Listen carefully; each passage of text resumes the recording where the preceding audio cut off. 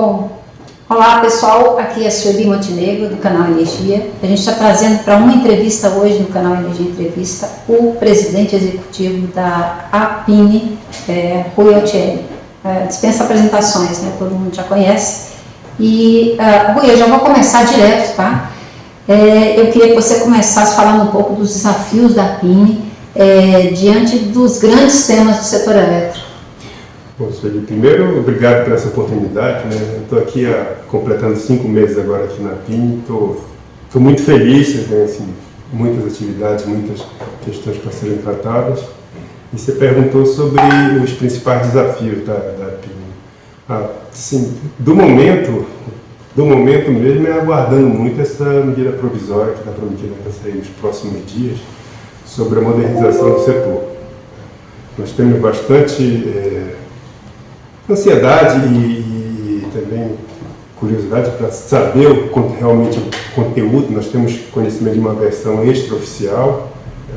Na versão extraoficial, nós temos 2 pontos de atenção. O primeiro deles seria a questão do final do desconto para o consumo de alguns empreendimentos que estão em fase de início de operação ou poucos anos de operação.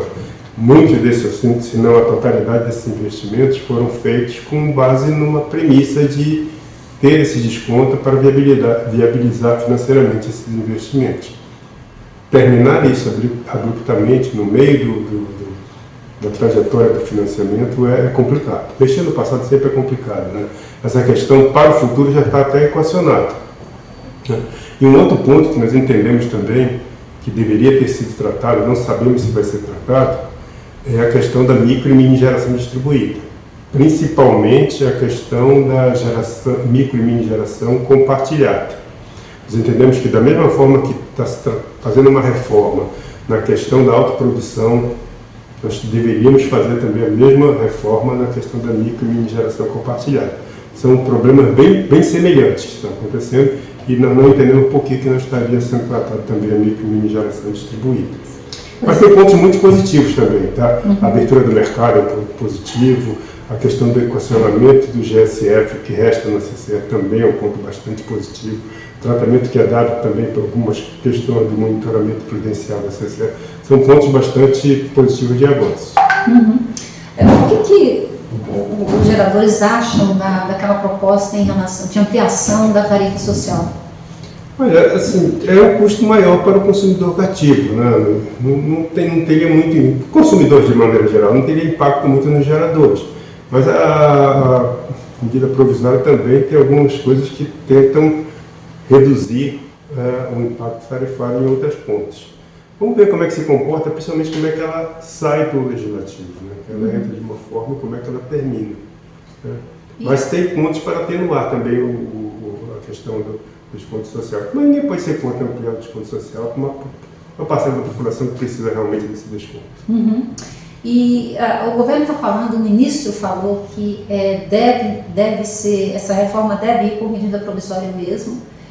Quais são os riscos aí que vocês veem em enviar uma medida provisória no momento em que há muita interferência do legislativo, há muitos lobbies, enfim, então qual é o risco que se corre mandando uma medida provisória? Eu não vejo como risco não mandar com medida provisória, com projeto de lei, projeto de qualquer coisa, porque vai passar sempre pelo debate no Congresso, e é legítimo que passe. Né?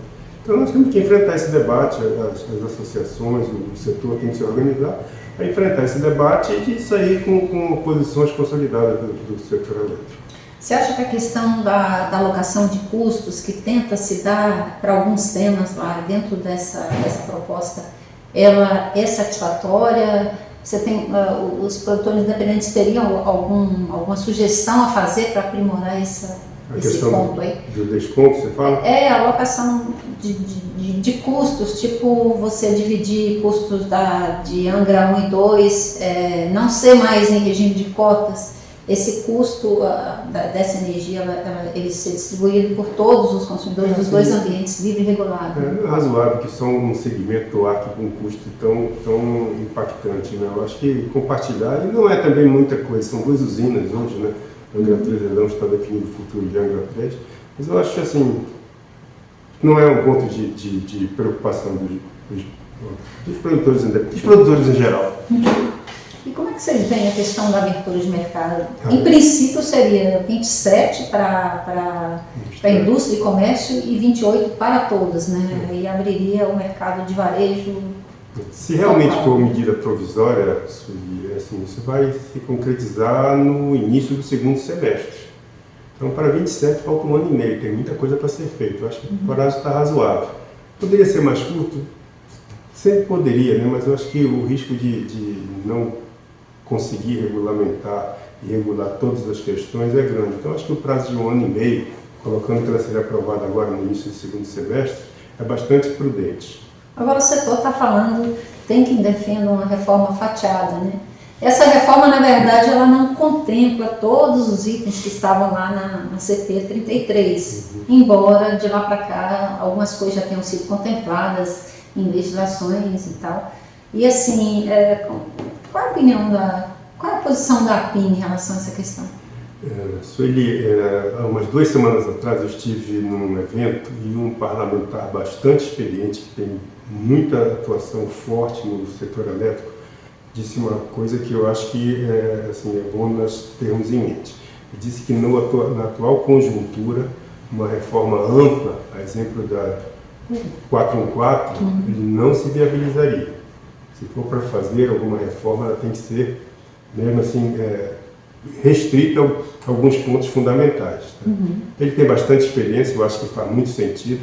Tanto é que o 414 está há bastante tempo no Congresso e não conseguimos avançar, apesar de ter pontos muito positivos nele, que realmente podem estar com alguma defasagem em função do tempo, mas que seriam facilmente ajustados. Mas só que ele não consegue caminhar. Eu acho que uma reforma menor, tá? Agora tem chance de passar, e depois nós temos que ir tratando todos os temas. A questão dos cortes de geração, eu me lembro que logo depois que o senador Marcos Rogério assumiu a Comissão de Infraestrutura, ele falou que a reforma do setor seria uma oportunidade para tratar da questão dos cortes, né? Você acha que essa questão ela já está sendo encaminhada nesse grupo de trabalho que foi formado pelo CMSE, ou você teria que tratar isso numa proposta de lei ou nessa proposta de reforma aí, para ter alguma, sei lá, alguma coisa mais segura para se avançar em outras medidas? Perfeito. Sueli, olha, assim, o corte de geração vai perdurar por um certo tempo, ele não vai ser resolvido no curto prazo, de médio para longo prazo. Então nós temos que conviver com essa questão por algum tempo. Nós aqui na PIN estamos trabalhando com uma proposta de emenda que vai tratar do passivo. Daqui para frente, eu acho que o grupo de trabalho está trabalhando, como se espera, né? E vamos ver se tem algum resultado. A PIN, inclusive, solicitou agora, semana passada, para o Ministério de Minas e Energia, para participar também desse grupo de trabalho com possibilidade da contribuição dos produtores independentes. Mas o nosso foco nesta emenda que nós vamos fazer é com o tratamento do passivo. É um valor expressivo que, se for colocado na tarifa, seja ela do regulado ou encargo de serviço de sistema para o consumidor livre, vai trazer impacto. A nossa proposta é um pouco diferente, ela não traria impacto para o consumidor, seja do ambiente regulado ou do ambiente livre. Eu não divulgo ainda qual é para você, porque nós estamos trabalhando com ela, estamos aguardando ver se vem algum tratamento para essa questão na medida provisória, eu acho que realmente vai ser medida provisória. Não seria simplesmente incluir na conta do consumidor um encargo adicional? Essa é a maneira mais confortável, mais cômoda de fazer. Mas será que o consumidor suporta tudo isso? Quanto isso vai bater em inflação, aumento tarifário, num momento assim, muito delicado. Está todo mundo procurando reduzir tarifa. Essa é uma proposta que eu aumentaria a tarifa. Nós temos uma alternativa para isso. E aí a ideia seria contemplar tanto eólica e solar quanto hidrelétricas, térmicas, todas as usinas que eventualmente possam ser... Todas as usinas que são impactadas por isso deveriam ser ressarcidas. Tem um ponto aqui que é bom colocar, de novo, a micro e mini geração distribuída. Ela contribui para o corte de geração. Tem uma consulta pública da ANEEL, consulta pública 45. A PIN fez uma contribuição que eu achei assim, bastante criativa de incluir a micro e mini geração distribuída também na parcela que ela contribui para o corte de geração. disponível, é uma consulta pública, né? Então a contribuição da PIN está disponível, e eu acho que trata todos iguais, sem nenhuma discriminação para nenhuma fonte, nem para o bem nem para o mal. Eu acho que está na hora de incluir a micro e mini geração distribuída. Já desse eu vi o Zucará, o filho cresceu, né? Já não é mais um garotinho, então tá grandinho, acho que já dá para suportar essas questões. Vamos lá, eu queria agora mudar de assunto e falar um pouco da agenda regulatória do Ministério de Minas e Energia, né? Tem vários assuntos importantes que são, por exemplo, vou te dar um exemplo aqui, o custeio é um desses assuntos, mas tem também revisão de garantia física de eólicas, solares, vão tratar das regras para essas usinas, né? E tem alguma coisa relacionada também a hidrelétricas. Mas eu queria falar também do processo da mudança em relação às regras de exportação de energia, que eu acho que é um ponto bastante importante. Se você quiser comentar a garantia física, seria interessante também, tá? A garantia física é um cálculo, vai ser discutido a metodologia, não temos assim, antecipação de nenhuma preocupação. Agora, a questão da exportação de energia, eu acho que nós estamos perdendo uma oportunidade de ouro para trazer recursos para o setor como um todo, seja ele para geradores hidráulicos, eólicos, solar, térmicos. Assim, isso foi pensado e estabelecido há algum tempo atrás. Nós estamos na hora de fazer uma reavaliação, melhorar essa questão e, mais uma vez, tratar todas as fontes de maneira igual. Hoje, a hidrelétrica é bastante prejudicada no processo de exportação quando há energia vertida turbinável.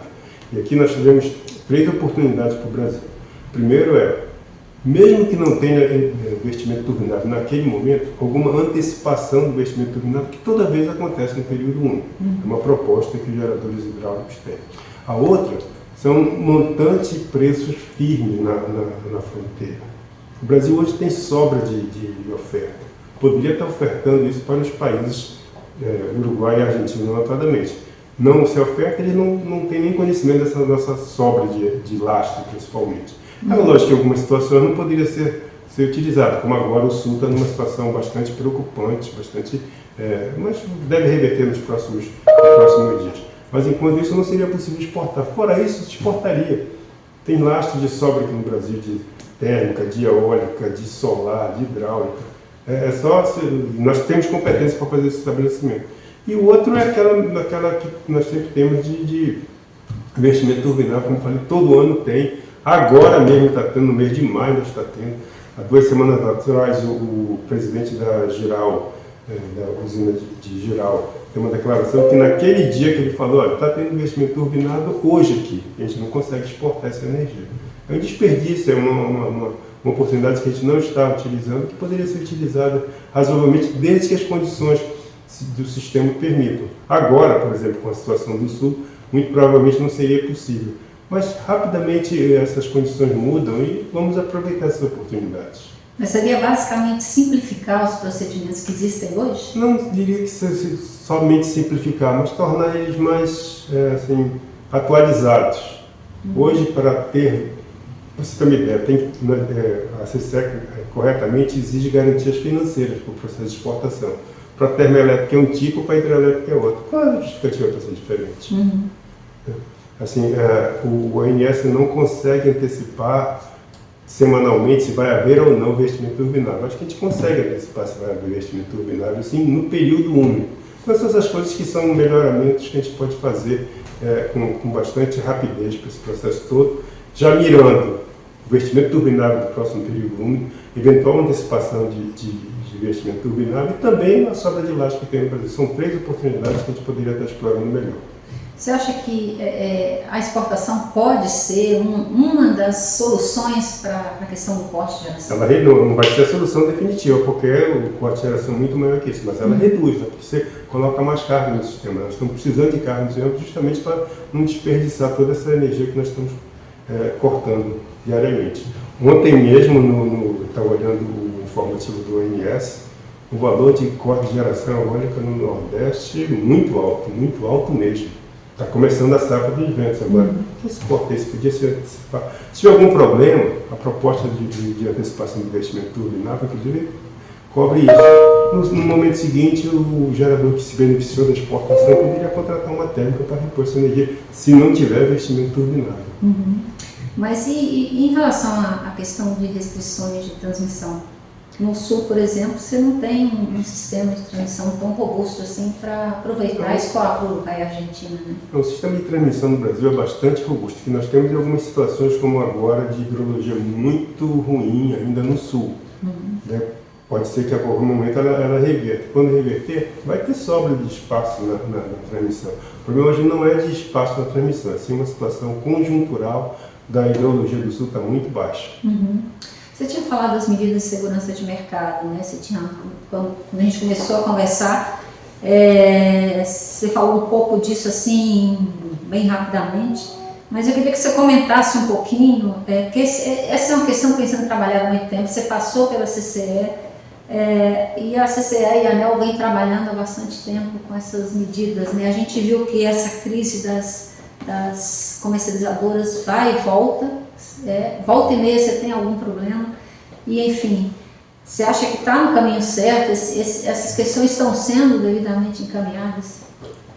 Eu acho que nós estamos no caminho certo, como eu falei, a questão do Código de Geração também não vai ser uma solução de um dia para o outro, é um aprendizado, é um processo novo que nós estamos fazendo de monitoramento do mercado. Algum tempo atrás assisti uma reunião com alguns técnicos do Banco Central e sabe, com a questão de segurança de mercado, seja no mercado financeiro ou no nosso mercado, nós vamos estar sempre correndo atrás de alguma coisa. Nunca vamos estar com todas as questões equacionadas. Sempre vai haver uma ou outra questão de aperfeiçoamento. E a CCE tem trabalhado muito no Comitê de Monitoramento de Mercado. São reuniões com os associados, com os agentes associados, associações e também consultores externos que estão monitorando constantemente como está o mercado. E evoluindo, isso vai ser uma evolução constante. Nós não vamos fechar essa questão no curto prazo, sempre vai ter alguma coisa para ser aperfeiçoada.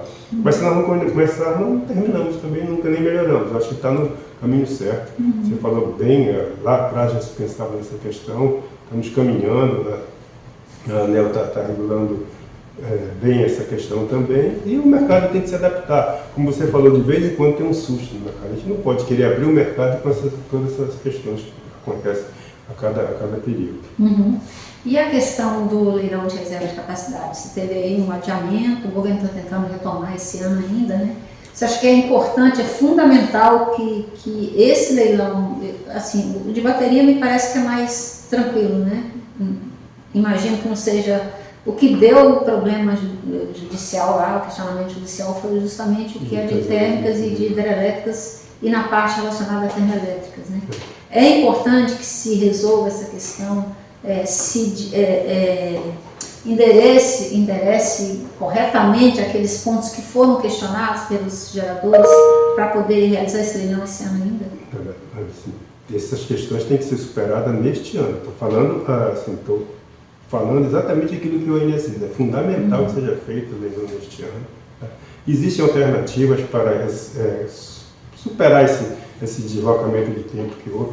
Então, um exemplo para você. Hidráulica, aqueles espaços que existem nas usinas hidrelétricas, está para 5 anos à frente. Uma máquina, 2 máquinas conseguem ser feitas em 2, 3 anos até. Então, tem chance de antecipação de muito investimento.